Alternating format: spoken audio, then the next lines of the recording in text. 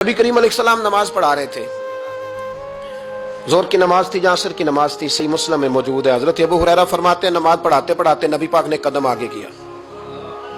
नमाज पढ़ाते पढ़ाते कदम आगे किया और यूं हाथ उठाया, फिर वापस कर लिया।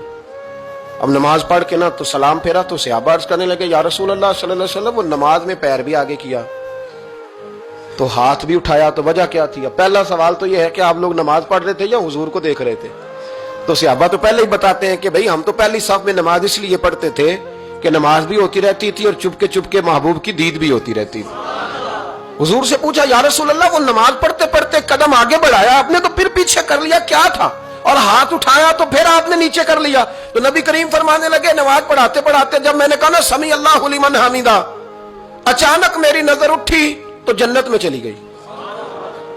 नजर उठी तो जन्नत में, तेरे लिए 2-4 कदम अर्श बरी है। तो महबूब फरमाते हैं जब मेरी ऊपर नजर गई ना तो मैंने देखा कि अंगूरों का एक खोशा लटक रहा है जन्नत में। तो मैंने हाथ बढ़ाया कि तोड़ लूं। हुजूर खड़े हैं मस्जिद नबवी में और फरमाते हैं कि मैं यहां खड़े होकर हाथ ऊंचा करूं तो मेरा जन्नत तक पहुंच जाता है। फरमाया मेरा इरादा हुआ कि वो खोशा जन्नत का तोड़ लूं और जरा मैंने पैर आगे बढ़ाया ही था तो मेरे दिल में ख्याल आया कि जन्नत राज है तो राज ही रहनी चाहिए, ये राज खोल गया तो मजा नहीं आएगा। तो मैंने फिर वो हाथ वापस कर लिया। सहाबा कहते हैं जब नबी करीम ने ये बयान किया तो हमारे चेहरे ने तजस्सुस से खेल उठे। तजस्सुस से हम कोई बात और भी सुनना चाहते थे। तो महबूब फरमाने लगे, अगर मैं वो खोशा तोड़ के ले आता और तुम्हें दे देता, तुम कयामत तक भी खाते रहते तो तुमसे खत्म नहीं होना था।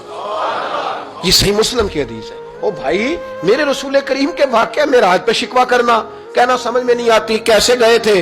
तो तू जो चाहे तो हर शब हो मिसाले शबे असरा, इसलिए कि तेरे लिए 2-4 कदम